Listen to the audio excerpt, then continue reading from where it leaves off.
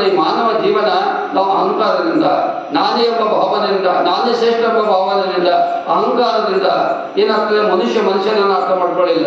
ನಾವೇನ್ ಮಾಡ್ತಿದ್ದೇವೆ, ನನ್ನ ಮೂಲ ರೂಪವನ್ನ ನಾವು ಮಾಡ್ತಿದ್ದೀವಿ.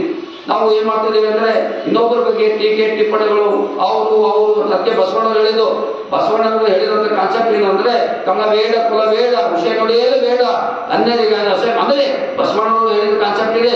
ನಾನು ಅರಿಬೇಕು, ಪ್ರಾರ್ಥನೆ ಮಾಡಬಾರ್ದು, ಬಲೆ ಮಾಡಬಾರ್ದು, ಸುಲಿಗೆ ಮಾಡಬಾರ್ದು, ಅರಿವೇ ಗುರು ಎಂಬ ಬಸವಣ್ಣವರ ಕಾನ್ಸೆಪ್ಟವೇ ಇವತ್ತು ಎಲ್ಲ ಧರ್ಮಗಳ ಕಾನ್ಸೆಪ್ಟ್ ಕೂಡ ನಾವು ಸಾಮಾನ್ಯವಾಗಿ ನೋಡ್ತೇವೆ. ಹಾಗಾಗಿ ಎಲ್ಲ ಸಂತರು, ಸಾಧುರು, ಶರಣರು ಏನಾಗಿದೆ ಅಂದ್ರೆ ನೀವು ಮಾನವ ಜನ್ಮನ ತಾಳಿದ ಮೇಲೆ ಧರ್ಮದಿಂದ ಬಾಳು, ಧರ್ಮದಿಂದ ಉಳಿ, ಧರ್ಮದಿಂದ ರಕ್ಷಣೆ ಮಾಡು ನೀನು. ಯಾಕಂದ್ರೆ ನಾವೆಲ್ಲರೂ ಎಷ್ಟು ದಿವಸ ಇರ್ತೀವಿ ಗೊತ್ತಿಲ್ಲ.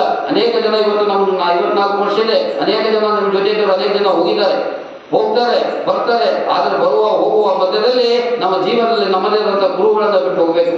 ಸತ್ಯವನ್ನ ಗೊತ್ತಾಗಬೇಕು. ಸತ್ಯವನ್ನು ಗೊತ್ತಾದ ಕೂಡ ನಾವು ಅಸತ್ಯದಿಂದ ಬರ್ತದರೆ ಅದಕ್ಕೆ ಆ ಧರ್ಮ ಬಲ್ಲ, ಅಸತ್ಯದಿಂದ ಬರೆದರೆ ಅದು ಅನ್ಯಾಯ ಆಗ್ತದೆ. ಹಾಗಾಗಿ ಇರುವಾಗ ನಾವು ಎಷ್ಟು ದಿವಸ ಇರ್ತೀವೋ ಅದು ದೊಡ್ಡದಲ್ಲ.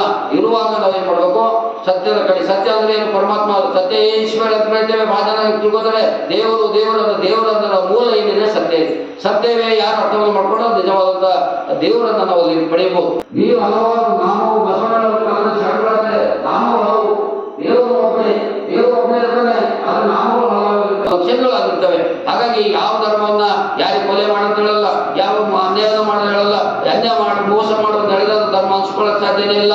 ಧರ್ಮ ಅಂದ್ರೆ ಏನು? ಮಾನವ ಕಲ್ಯಾಣ. ಧರ್ಮ ಅಂದ್ರೆ ಸತ್ಯ, ಧರ್ಮ ಅಂದ್ರೆ ನೀತಿ, ಧರ್ಮ ಅಂದ್ರೆ ಆಚಾರ, ಧರ್ಮ ಅಂದ್ರೆ ಮಾನವನ ಉದ್ಧಾರವನ್ನು ಮಾಡುವಂತ ಒಂದು ಸಂಕಲ್ಪವೇ ಇವತ್ತು ಅನೇಕ ಧರ್ಮಗಳು. ಇವತ್ತು ಜೈನ ಧರ್ಮ ಇರಬೇಕು, ಬೌದ್ಧ ಧರ್ಮ ಇದೆ, ಕ್ರೈಸ್ತ ಧರ್ಮ ಇದೆ, ಇಸ್ಲಾಂ ಧರ್ಮ ಇದೆ, ಜೋರಿಸ್ಲಿಂ ಧರ್ಮ ಇದೆ, ಅನೇಕ ಧರ್ಮಗಳು ಕನ್ಸೆಪ್ಟ್ ಇಷ್ಟೇ ಏನಂತಂದ್ರೆ ಮಾನವನ ಉದ್ಧಾರ, ಮಾನವನ ಕಲ್ಯಾಣ, ಮಾನವನನ್ನು ಹೇಗೆ ಬದುಕಬೇಕು, ಮಾನವ ಹೇಗೆ ಬಾಳಬೇಕೆಂಬ ಸಂದೇಶಗಳನ್ನ ಎಲ್ಲ ಧರ್ಮಗಳ ಸಾರಗಳಿವೆ. ಆ ನಿಟ್ಟಿನಲ್ಲಿ ಶ್ರಾವಣ ಮಾಸದ ಒಂದು ಸಂದರ್ಭದಲ್ಲಿ ಈಗಾಗಲೇ ನಾವು 4ನೇ ದಿವಸದ ಈ ಶ್ರಾವಣ ಮಾಸದ ಪ್ರವಚನವನ್ನ 4ನೇ ದಿವಸಕ್ಕೆ ಇಲ್ಲಿಗೆ ಮುಗಿಸುವಂತ ಪ್ರಯತ್ನ ಮಾಡ್ತೇವೆ.